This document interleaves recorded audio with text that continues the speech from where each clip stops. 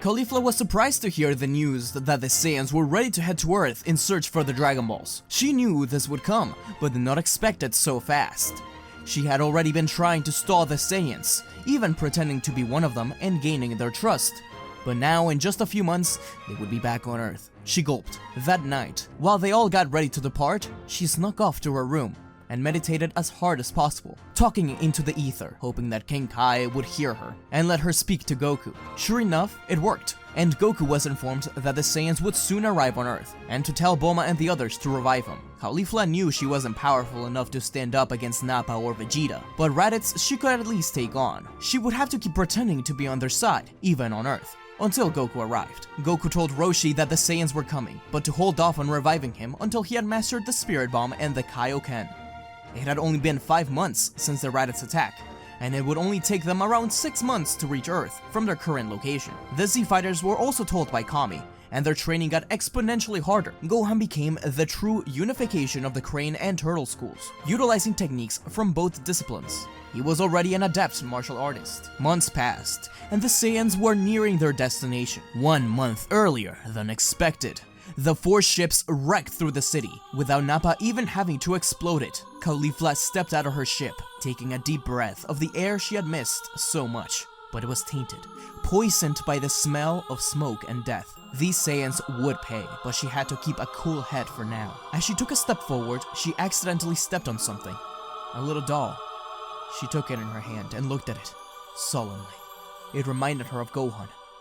She then heard Raditz call her name, and snapped out of it. Caulifla dropped the doll, and they began towards the open field. Gohan's eyes opened wide, and he jumped to his feet. Tien and Krillin as well, they all felt it. An incredible ki like no other, worse than anything they could have imagined. Caulifla was close by, but she was hiding her power level.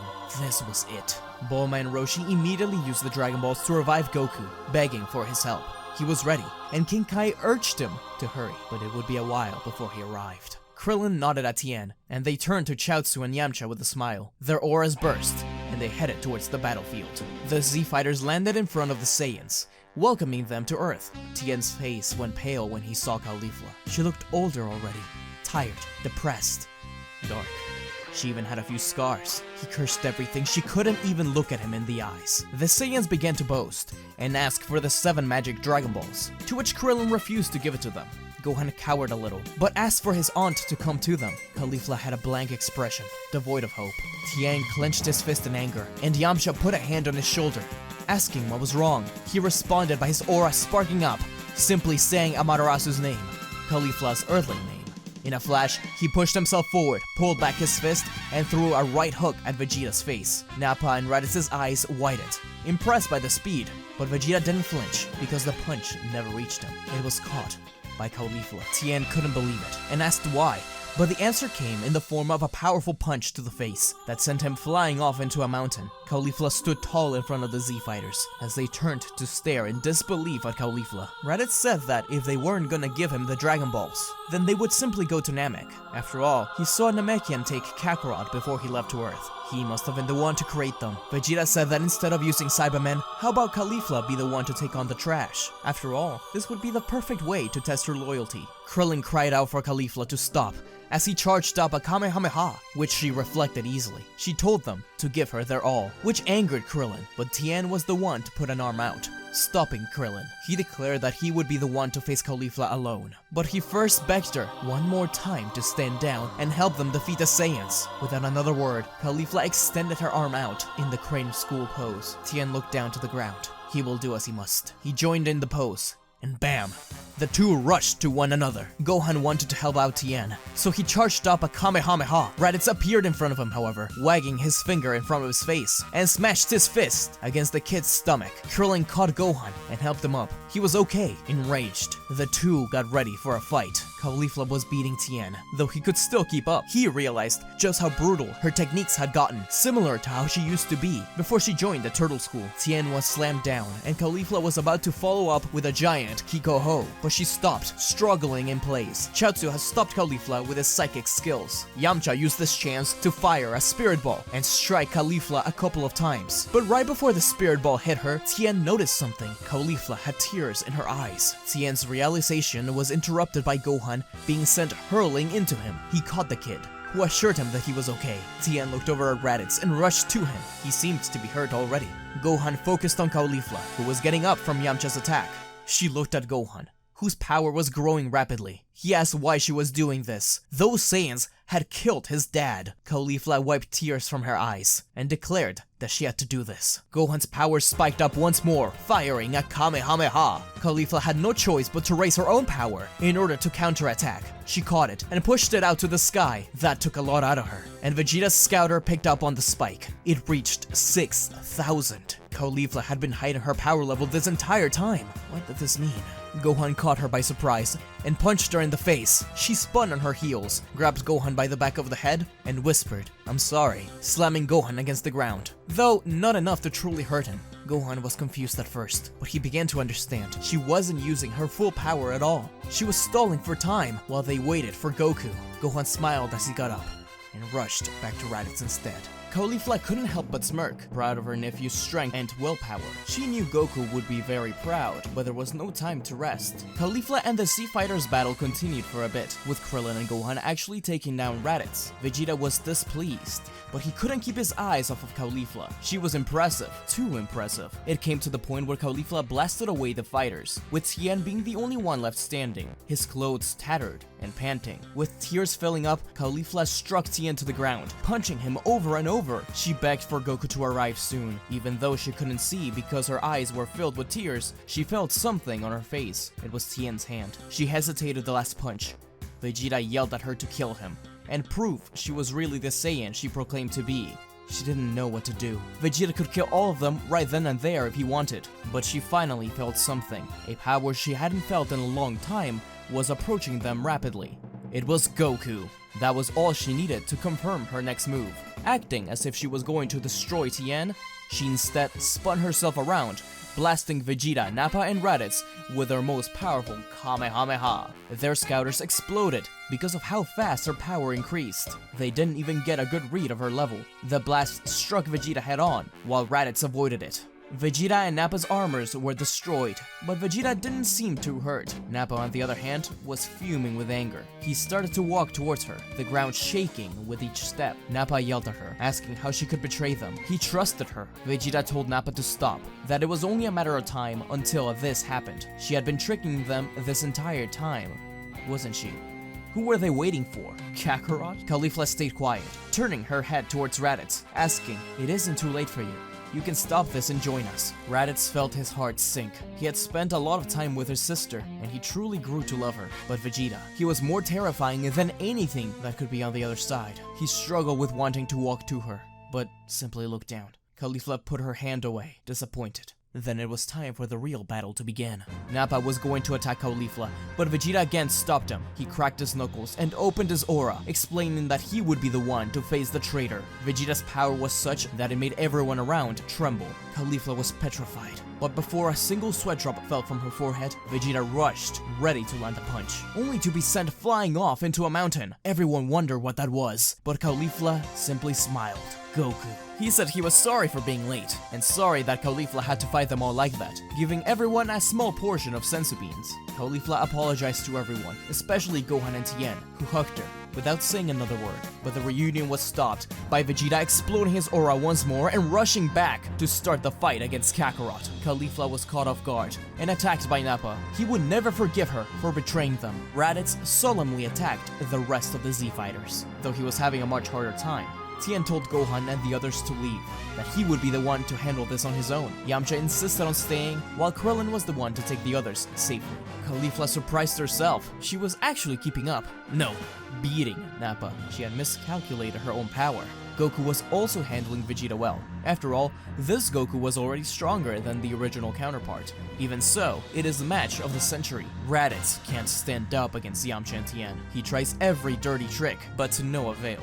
Vegeta can't believe that this is happening, with the Kamehameha and the Galick Gun clash happening at the same time as a Kiko Ho and Nappa Blast clash. Our heroes managed to win both, but he has something else under his sleeve. Vegeta punches Goku to the ground, standing over his body.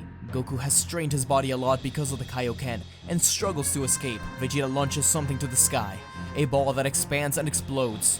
He yells at Nappa and Raditz to prepare, as they looked to the sky and began their transformation into Ozarus. He was counting on the fact that Caulifla and Goku would not be able to control themselves, and he was right. Caulifla curses as she begins to transform, and Goku tries his best to avoid the light, but Ozaru Vegeta grabs Goku and forces him to look at it. Tien and Yamcha can't believe it. The Ozaru rampage. Not too far away, Gohan feels a spike in power and decides to return to the battlefield, although Krillin and Chaozu tried to stop him. It's an all-out Ozaru attack. Vegeta sits back with his arms crossed, while the others destroy Earth, not able to control themselves. Tien and Yamcha struggle, trying to stop their friends, but Caulifla actually brings down Tien and steps on him. Yamcha is caught by Goku, who begins to crush him. It is an awful sight, only made worse by Gohan reaching them and transforming as well. But he went after the other Ozaru, particularly his dad and Raditz. Vegeta laughed. He began to tell Caulifla to finally kill Tien, whoever that thing was. At the sound of Tien's voice, Caulifla stopped once more, just for a second. Vegeta was furious that she once again failed to kill Tien, so he took it upon himself.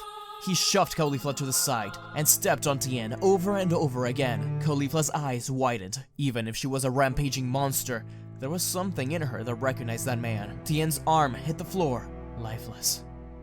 Tien was dead, and Caulifla snapped. She opened her mouth and sped a huge blast of ki towards the sky. Yamcha was freed from Goku's grasp, but his body was broken. He could barely move. Caulifla leaped towards Vegeta, attacking him, while, to everyone's surprise, Ozaru Gohan continued to battle his father and uncle. Nappa joined in against Caulifla. Gohan and Caulifla were back to back, fighting these Ozaru, but they were too much for them. There was no way they could win. Inside, Goku's Ozaru was struggling with himself. He had tried to master the Ozaru transformation before, though he made little progress. Now, all he could hear in his head was King Kai, Kami, Korin, and Master Roshi, his old masters, and finally Grandpa Gohan, his face morphing into his little son, Chi-Chi, and Caulifla, his family. And with that, he turned to backhand Raditz. Now, it was a 3 versus 3 Ozaru battle. They still couldn't technically control themselves, they just had targets. Chaozu grieved over Tien, carrying his body over to Kame House, promising to return to help out. He took Yamcha as well. Krillin looked at the rampage. He had to cut their tails, some way, somehow.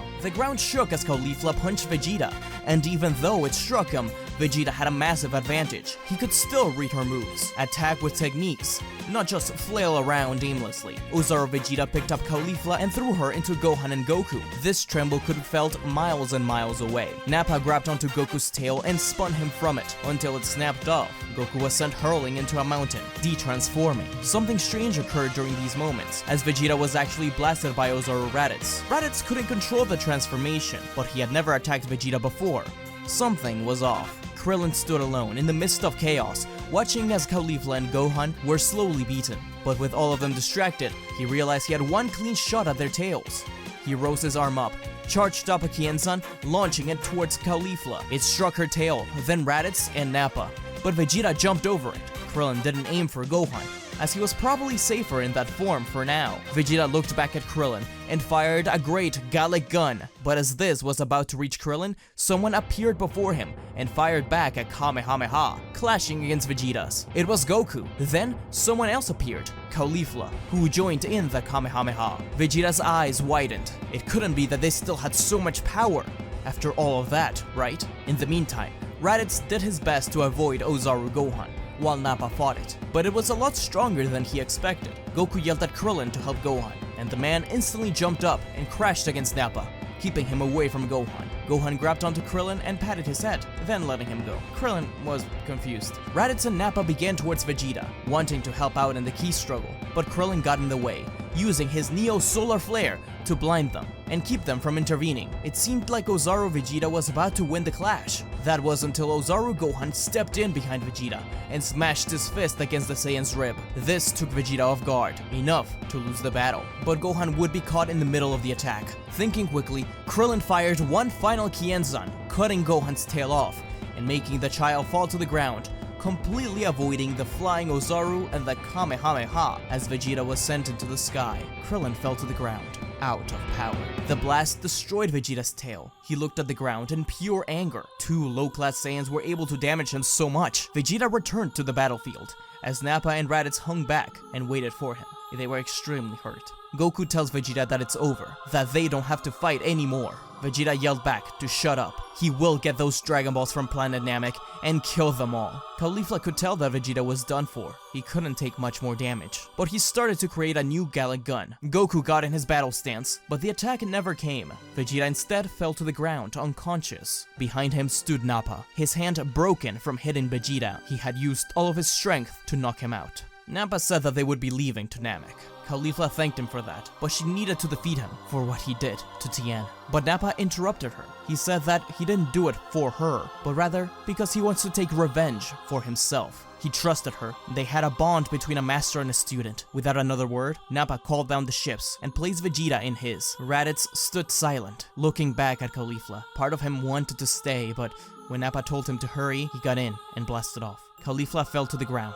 It was finally over, but Tien, he was dead. She would never be able to forgive those Saiyans. Goku ran over to the unconscious Gohan, hugging him tight. They all reunited in one big hug, grieving over Tien. They had no choice but to regroup in Kame House. It was a bittersweet reunion between Chi-Chi and Goku. Caulifla promised herself to avenge Tien. Yamcha would be out of commission for a long time too. His body was pretty much all broken. And she still wanted to bring back those planets she conquered with the Saiyans. They couldn't wait another year until the Dragon Balls were restored. Krillin gave an idea. Vegeta mentioned planet Namek. Was that a place? Kami put a hand on Caulifla's shoulder, warmly welcoming her and Goku back, and saying that yes, it was a planet. He always suspected that he wasn't from here. They would have to visit it, his home world. Goku stood tall and smiled. This was a little exciting, and he couldn't wait to see Tien again.